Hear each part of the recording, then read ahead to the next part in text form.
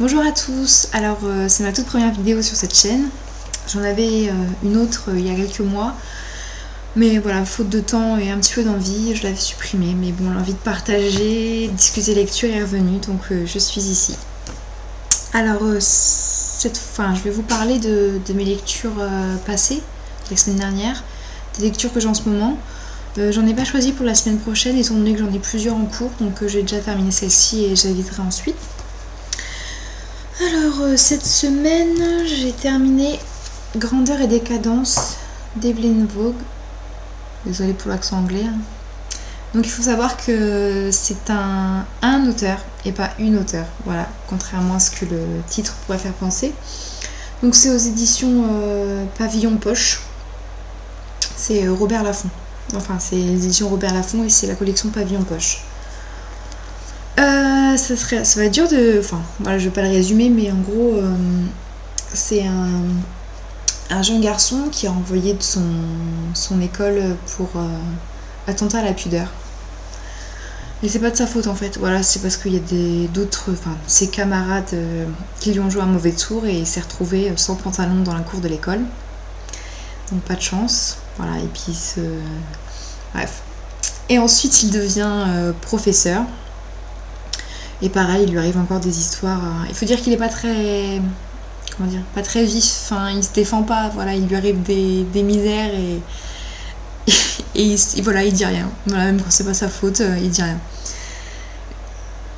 Mais bon, je vous en reparlerai plus amplement, je pense, déjà quand je ferai ma chronique écrite. Et après, je ferai une chronique en vidéo. Mais c'est un bon moment quand même. Hein. C'est vrai que...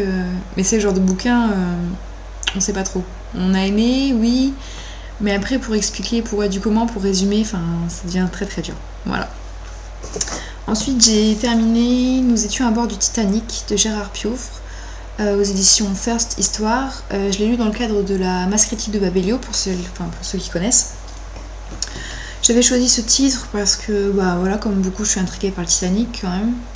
Une tragédie pareille. C'est vrai qu'on se dit voilà, les gens avaient tellement d'espoir, ça paraît tellement hallucinant parce que le bateau était tout beau, tout neuf, prêt à conquérir le monde, et puis au moindre petit accrochage il coule et tue des centaines de personnes. Donc voilà, les livres historiques c'est pas forcément ma tasse de thé, mais bon, j'aime bien quand même parfois essayer d'autres genres. Celui-là est bien fait dans le sens où c'est sous forme de témoignage. L'auteur a décidé de faire parler les membres d'équipage, que ce soit l'opérateur TSF, le mécanicien, le commandant, le président de la White Star Line, c'est ceux qui ont construit le Titanic, mais également les passagers, que ce soit de la première à la troisième classe. On a le point de vue de tout le monde. Le livre se situe du 27 mars au 15 avril. Sachant que le Titanic est parti le 11 avril, il y a quand même une bonne partie qui se passe à terre. Et parfois, au début, c'est vrai que c'est un petit peu technique. Mais au fil des pages, ça devient plus humain et c'est vrai qu'on s'attache aux personnes. Voilà, et on peut pas s'empêcher à la fin de penser à tout ce qui s'est passé, quoi. En sachant que certaines choses se sont sûrement réellement passées. Voilà. Donc pour ceux que ça intéresse, un tant soit peu, voilà, c'est un livre agréable à lire. Malgré le thème. Ensuite, j'ai terminé Mon ami Ben de Julia Rump aux éditions France Loisirs. Donc, comme le sous-titre l'indique, un chat sauve un enfant de l'autisme. Donc, c'est une histoire vraie. Julia a un fils autiste, Georges. Voilà, elle bataille pour la vie de tous les jours parce que c'est pas facile, parce que son fils, il supporte aucune tendresse, aucun changement. Et un jour, dans leur cours, il trouve un chat. Et donc elle s'accroche pas trop parce qu'elle a déjà essayé d'avoir des animaux pour Georges, mais il s'est lassé très très vite. Mais avec Ben, je sais pas, il se passe quelque chose. Donc pour ceux qui aiment les histoires toutes mignonnes, qui finissent bien, je vous avoue, c'est pas toujours tendre, c'est pas toujours une lecture doudou en fait. Il y a des moments, Ben disparaît. Au début, pareil, il est pas là et elle bataille avec un fils où tout le monde lui dit oui, t'inquiète pas, il dort pas, mais ça va s'arranger, t'inquiète pas, il est comme ça, mais Donc voilà. Mais sinon, c'est un livre quand même qui est tout mignon et voilà. Je vous en parlerai, je pense, de toute façon, les livres dont je vous parle là, je pense que je ferai une revue un peu plus longue. Ensuite, j'ai terminé Sagesse d'Afrique, Paysages et pensées. Donc c'est un livre voilà, dans lequel on pioche de temps en temps. Donc à chaque page, il y a une photographie, un proverbe, une pensée, voilà, avec le titre de l'auteur, et il nous explique également, enfin, qui est l'auteur en quelques mots, quoi. Pareil, la photo est expliquée en quelques mots également. Donc je vous montre. Vous voyez. Les photos sont vraiment magnifiques. C'est vrai que bon, moi je connais pas du tout l'Afrique, mais ça donne envie de s'y intéresser. Ça vient de clignoter, enfin je sais pas si vous avez vu, la lumière vient un peu de... Donc j'espère que ça vous gênera pas trop. Je sais pas pourquoi ça fait ça, c'est quand je bouge en fait. Bref. Donc voilà, pour ceux qui aiment l'Afrique, pour ceux qui ont envie de s'y intéresser, franchement c'est un ouvrage vraiment, vraiment très très beau. Sinon cette semaine, je suis en train de lire Paroles de Prévert, aux éditions Folio. Je l'ai dans ma bibliothèque depuis des années. À chaque fois, je pioche par-ci, par-là. Là, j'ai décidé de m'y mettre totalement. J'ai lu ça. Bon, pareil, hein, c'est un livre, je pense pas que je l'aurais terminé cette semaine, étant donné que voilà, ça se lit petit à petit, on pioche par-ci, par-là. Mais c'est beau, enfin voilà, la poésie. Puis bon, Prévert, c'est quand même de la poésie, c'est accessible, c'est la vie de tous les jours, c'est des mots, enfin c'est des jeux de mots, c'est. Voilà. Donc c'est vrai que. Ensuite, je lis Bord de mer de Véronique Olmy.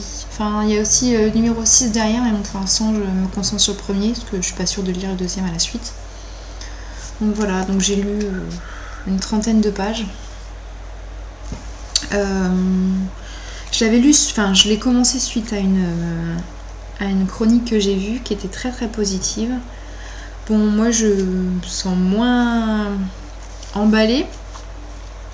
Enfin, ça parle, en gros, c'est une mère un peu paumée, un peu dépressive, qui emmène ses gamins, ses deux gosses au bord de la mer. Et c'est vrai que, enfin, le parler, un peu trop parler justement, enfin, voilà, c'est, vous voyez, il n'y a pas de guillemets, pas de retour à la ligne quand elle parle. C'est en plein milieu de la phrase, virgule, hop, on met une autre majuscule et, enfin, bon, j'aime mieux quand c'est plus droit, quoi, plus carré. Mais bon, on verra bien, enfin l'histoire semble touchante, mais bon, c'est vrai que j'ai déjà lu 30 pages, je sens que là, la nouvelle, enfin, c'est un très très court roman qui fait 80 pages, donc on verra bien. Et, ah oui, je lis aussi depuis quelques semaines Post-scriptum plutôt, de Boris Vian, enfin pas de Boris Vian, mais sur Boris Vian, avec des photos, des images, des extraits de texte, décidément. Donc voilà, pour ceux qui aiment Boris Vian, voilà, c'est vraiment sympa, c'est joli, quoi. Il y a des belles photos. Je sais pas si je vais retrouver, il y en a une que je trouve mais magnifique, vraiment. Ah oui, c'est celle-ci. Ma préférée de Boris Vian, c'est Boris Vian avec un chat. Voilà, j'adore.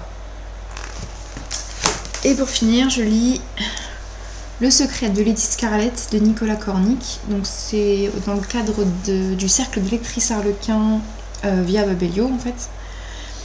Donc voilà, c'est le deuxième, parce que c'est le deuxième. Le premier m'avait bien plu. Là, j'ai lu qu'un chapitre. Mais alors, le premier, il est du tonnerre. Enfin, il est chaud. Hein. C'est vrai que d'habitude, voilà, enfin, les livres que j'ai lu Harlequin, c'est petit à petit. Mais là, ça commence fort. On verra bien par la suite. Donc voilà, voilà pour mes lectures passées, pour mes lectures présentes. J'ai plus qu'à vous souhaiter de très très belles lectures et pourquoi pas de belles découvertes.